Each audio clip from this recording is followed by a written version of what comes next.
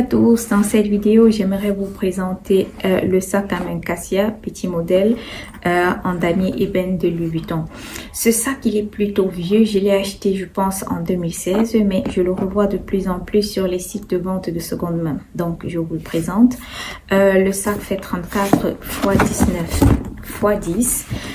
Je vais rapprocher la caméra. À la face avant, il y a là un logo de Louis Vuitton. Ensuite, 4 autres face avant. À la face arrière, on a les 4 logos de Louis Vuitton. Sur les côtés, on en a un de chaque.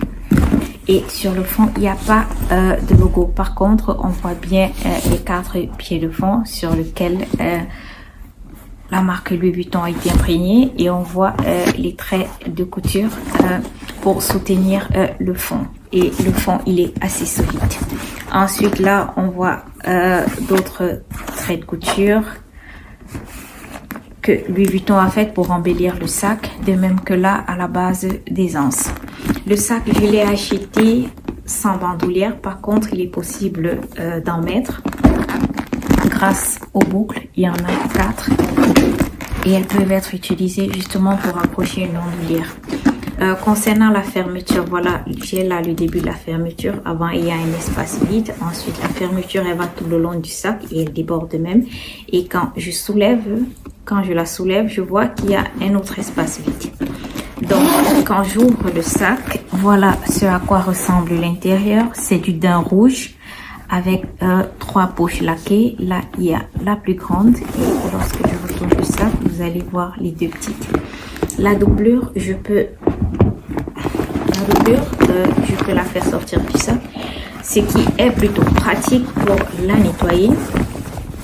Et le numéro de série, il est dans l'une des petites poches. Voilà, là, on peut voir le numéro de série. Le sac est certes un petit modèle, mais je trouve qu'il peut être utilisé dans la vie de tous les jours. Je vais y mettre certains objets assez grands pour que vous puissiez voir quelle est la contenance du sac. Donc, je vais commencer avec un bloc de yoga. Pour celles qui font du yoga, vous pourrez vous faire une idée. Ensuite, je vais y mettre un porte-documents standard. Voilà, il rentre très bien dans le sac et je vais le fermer. Donc, je poursuis avec un parapluie et ce n'est pas un tout petit. Lui aussi, il rentre très bien dans le sac. Okay. Je vais y mettre un classeur. C'est plutôt un classeur mince, mais c'est une taille standard. Voilà, et là, on se rend compte que le classeur, voilà, il déborde un peu. Il déborde du sac. Par contre, grâce aux ronces, je peux porter le sac. Et comme je vous l'ai dit tantôt, le fond, il est assez solide. Il ne s'affaisse pas. Ok. Donc, ensuite, j'y mettrai un carton de Louis Vuitton. C'est le carton dans lequel la pochette Kirigami a été livrée. Voilà. Lui aussi, il rentre bien dans le sac. Et je peux le fermer.